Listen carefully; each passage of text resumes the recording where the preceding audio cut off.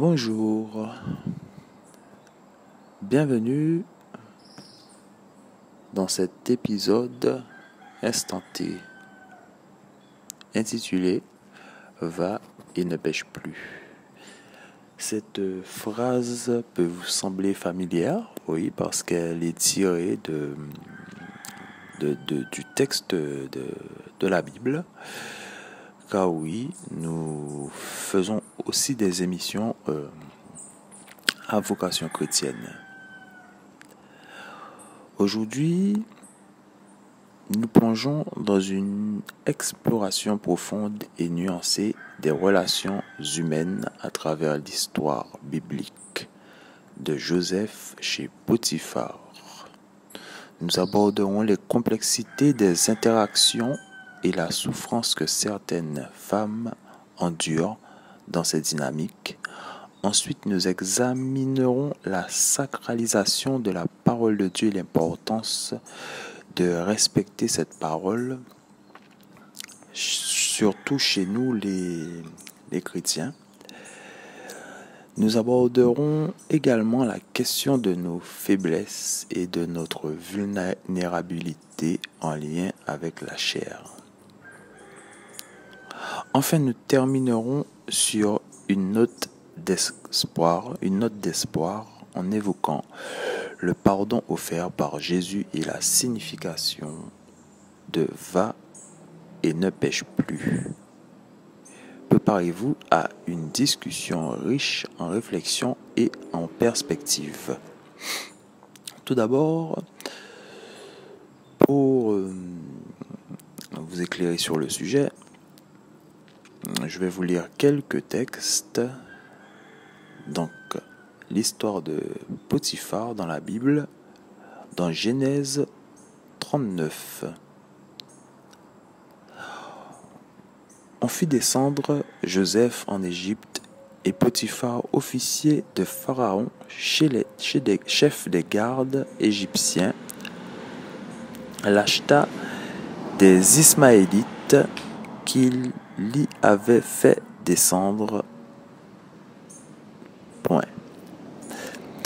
L'Éternel fut avec lui et la prospérité l'accompagna. Il habitait dans la maison de son maître, l'Égyptien. Son maître vit que l'Éternel était avec lui et que l'Éternel faisait prospérer entre ses mains tout ce qu'il entreprenait.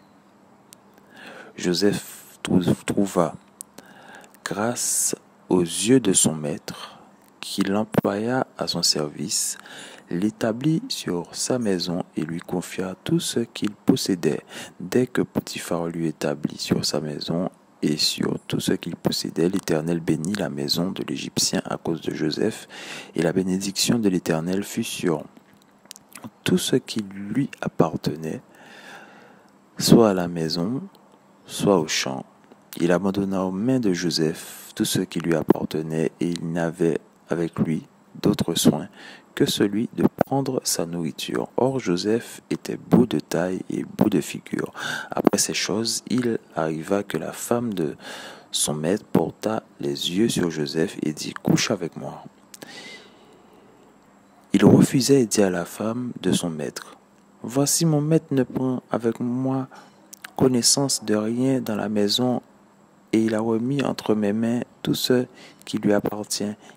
Il n'est pas plus grand que moi dans cette maison, et il ne m'a rien interdit excepté toi, parce que tu es sa femme.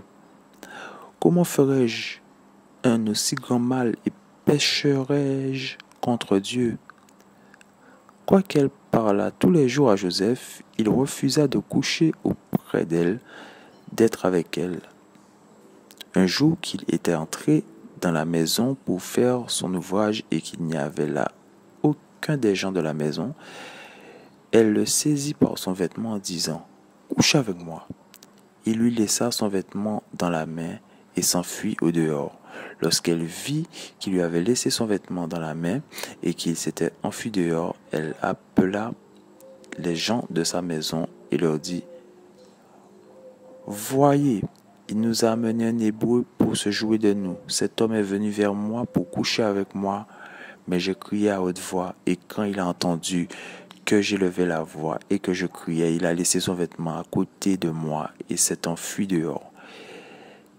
Et elle posa le vêtement de Joseph à côté d'elle jusqu'à ce que son maître rentrât à la maison.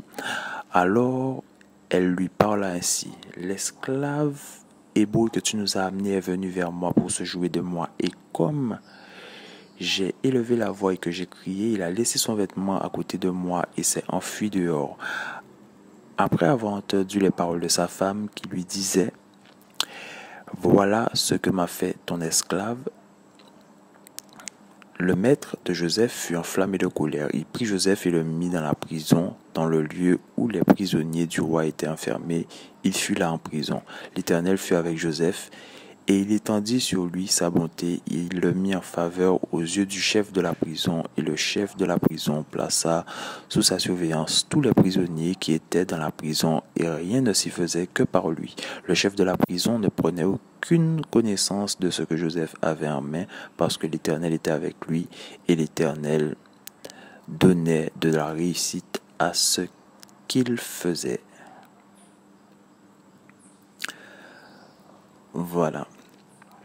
Donc, c'est le texte qui parle de Potiphar et de Joseph, le futur gouverneur de l'Égypte, dans la Bible. En ce qui concerne le respect de la parole de Dieu et la sacralisation,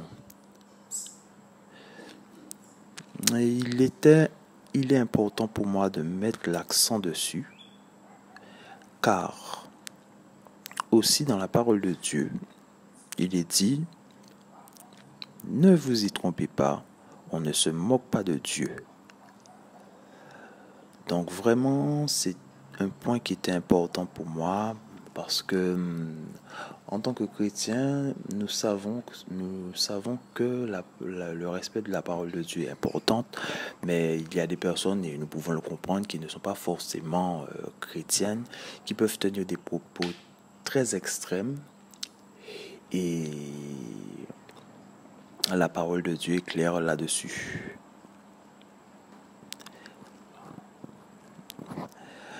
Voilà. En ce qui concerne la faiblesse de la chair. La faiblesse de la chair, c'est vraiment nous prenons l'histoire de Potiphar, nous voyons que le jeune homme a vraiment résisté à la tentation, et il a respecté son maître, et vraiment ce n'est pas tous les hommes et les femmes qui ont cette force de caractère, car aussi la parole de Dieu dit bien aussi qu'il faut veiller et prier pour ne pas tomber en tentation. L'esprit est bien disposé, mais la chair est faible. C'est pour ça qu'il y a des chrétiens qui prient. Malgré cela, ça peut arriver de tomber, mais c'est important de prier. C'est tout chrétien qui suit la parole est conscient de cela, et nous invitons aussi ceux qui ne sont pas forcément en ce sens, si ça peut les intéresser, de se rapprocher aussi de la parole de Dieu, car c'est de cette parole que nous tirons cette force de caractère pour s'en sortir. Au final, le thème « Va et ne pêche plus » se résume dans le petit texte aussi que je vais vous partager, et nous ferons une conclusion. Donc, je vous partage ce texte. C'est tiré aussi de la Bible, et c'est Jésus qui parle. Et je mettrai aussi en description sur YouTube la provenance, les sources, les textes. Jésus se rendit à la montagne des Oliviers, mais dès le matin, il alla de nouveau dans le temple, et tout le peuple vint à lui.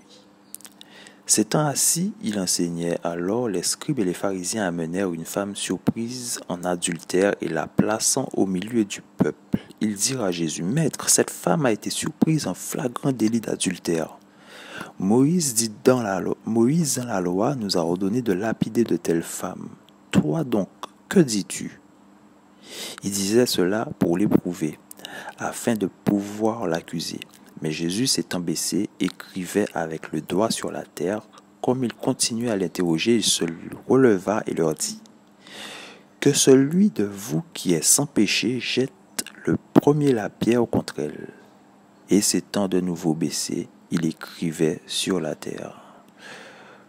Quand ils entendirent cela, accusés par leur conscience, ils se retirèrent un à un, depuis les plus âgés jusqu'au dernier, et Jésus resta seul avec la femme qui était là au milieu d'eux. Alors s'étant relevé, ne voyant plus que la femme, Jésus lui dit, Femme, où sont ceux qui t'accusaient? Personne ne t'a-t-il condamné? Elle répondit, Non. Et Jésus lui dit, Je ne te condamne pas non plus, va et ne pêche plus. Conclusion. Merci d'avoir été avec nous pour cet épisode d'Instant T. Va et ne pêche plus. Nous espérons que cette exploration des relations, de la sacralité de la parole de Dieu, de la vulnérabilité du pardon vous a touché et fait réfléchir. Nous avons vu que même dans nos moments de faiblesse et de souffrance, il y a toujours une possibilité de rédemption et de renouveau. Rappelons-nous que le message de Jésus nous invite à aller de l'avant, à surmonter nos erreurs et à embrasser le pardon. N'oubliez pas de vous abonner pour ne pas manquer nos prochains épisodes et à bientôt pour de nouvelles réflexions sur Instant T. C'était Jean-Émeric. Nous sommes le 29 août 2025.